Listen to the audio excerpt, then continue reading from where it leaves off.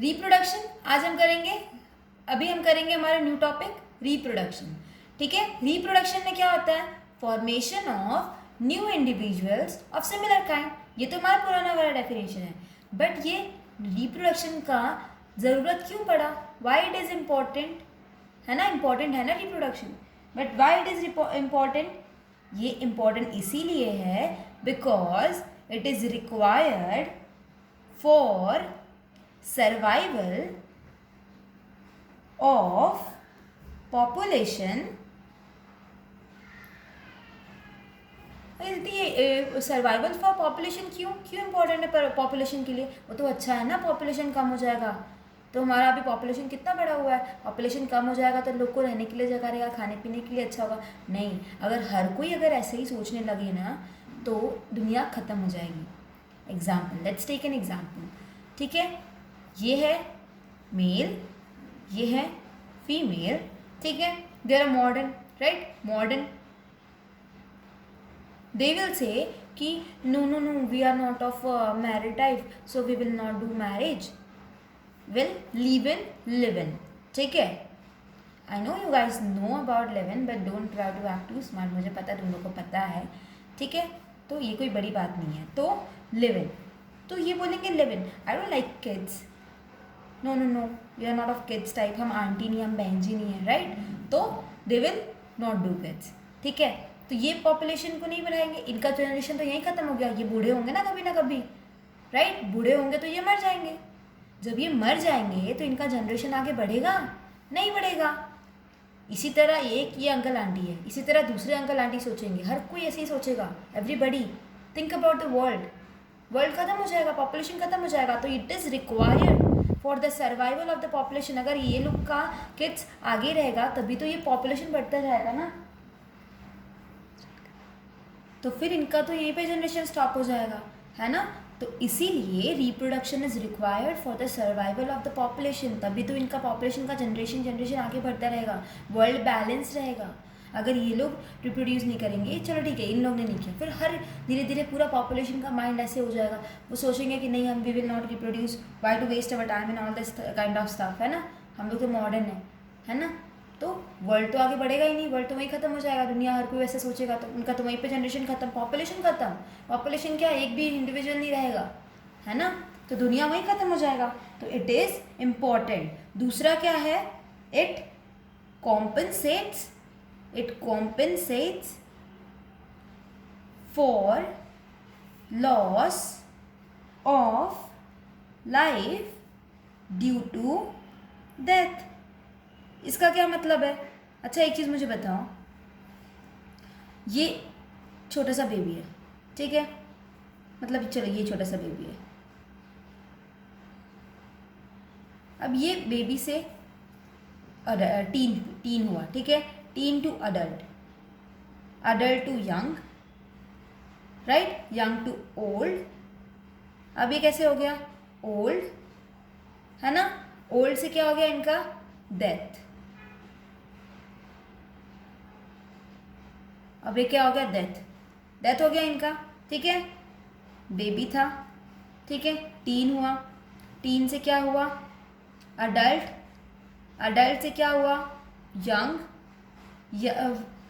Young, उससे क्या हुआ? ओल्ड, ओल्ड से क्या हो गया? डेथ। अच्छा अब बताओ, इनका डेथ हो गया तो इनका तो जनरेशन यही स्टॉप हो गया, है ना? तो इनका अगर जनरेशन का कोई बेबी रहता तो वो आगे इनका जनरेशन आगे और एक्सीड कराता, राइट? इन्होंने ऐसा सोचा कि भाई मैं why to have a baby, I will not waste my time in all this stuff. तो ये मर गया, इनका तो जनरेशन खत्म हो गया। इसी तरह पूरे वर्ल्ड का जनरेशन खत्म हो गया। अगर इनका बेबी प्रोड्यूस नहीं हुआ है तो इनका जनरेशन वही खत्म हो जाएगा, रिप्रोड्यूस नहीं कर पाएंगे वो लोग। इसीलिए it is required because it compensates for the loss of the life due to death। मतलब इनका तो डेथ हो गया, लेकिन इनके डेथ होने के बाद कोई न्यू बेबी तो आया, है ना? वो मरेगा तो दूसरा तो बेबी आएगा, तो इनके बदले में लाइफ तो आ रहा है। इसीलिए रिप्रोडक्शन कॉम्पनसेट करता है लाइफ ड्यू टू डेथ। ठीक है, आई होप ये क्लियर है आपको, है ना? अब हम बात करेंगे कि ये जो रिप्रोडक्शन होता है ना, कितने टाइप का होता है?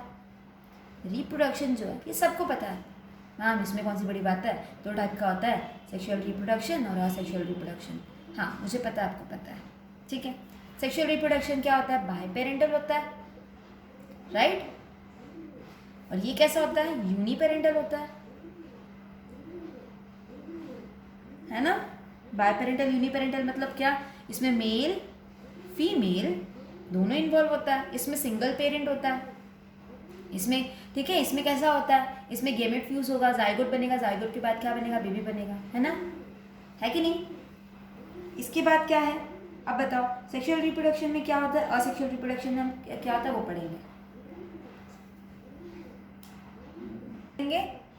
सबसे पहले हम बात करेंगे सेक्सुअल रिप्रोडक्शन के बारे में, ठीक है।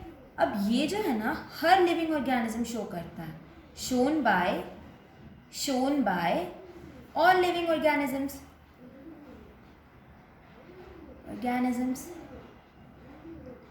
है ना, हर लिविंग ऑर्गेनिज्म शो करता है।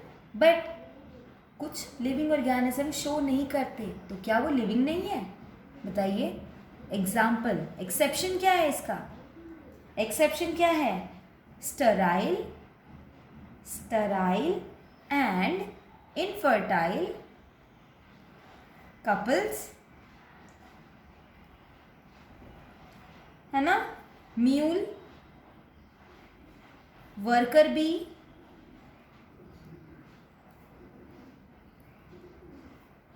एक्सेट्रा। अच्छा मुझे बताओ, म्यूल जो है वो तो स्टेराइल है ना, वो रिप्रोड्यूस नहीं कर सकता, तो क्या वो लिविंग नहीं है, जिंदा नहीं है ना, है कि नहीं। उसी तरह infertile couples which can not reproduce, वो भी रिप्रोड्यूस नहीं कर पाते, क्या मतलब वो लिविंग नहीं है, लिविंग है। वर्कर बी तो प्रोड्यूस नहीं कर पाता, बट वो लिविंग है, तो क्या ये डिफाइनिंग प्रॉपर्टीज है, नहीं। इसीलिए रिप्रोडक्शन जो है इम्पॉर्टेंट तो है, लेकिन वो एक्सक्लूसिव डिफाइनिंग कैरेक्टर्स नहीं है, ठीक है। It is important for living but it is not a exclusive character, ठीक है। तो मैं यहाँ पे लिख देती हूँ, it is characteristic of living but it is not exclusively defining character of living। समझ में आया, ये इंपॉर्टेंट कैरेक्टरिस्टिक है लिविंग के लिए बट एक्सक्लूसिवली डिफाइनिंग कैरेक्टर नहीं है। अब जैसे कि एग्जांपल हमने एक्सेप्शन लिया ना, sterile infertile couples, mule, worker bee, living organism जो स्टेराइल है, रिप्रोड्यूस नहीं कर पाते हैं, है ना, इनफर्टाइल कपल्स है ना, तो वो भी तो लिविंग है।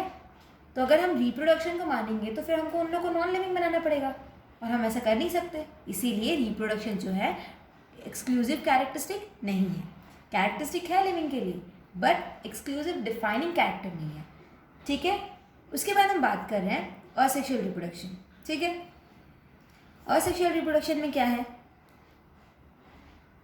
असेक्सुअल रिप्रोडक्शन में हमको पता है असेक्सुअल रिप्रोडक्शन, इसमें क्या है, मैंने आपको बताया कि ये यूनिपेरेंटल होता है,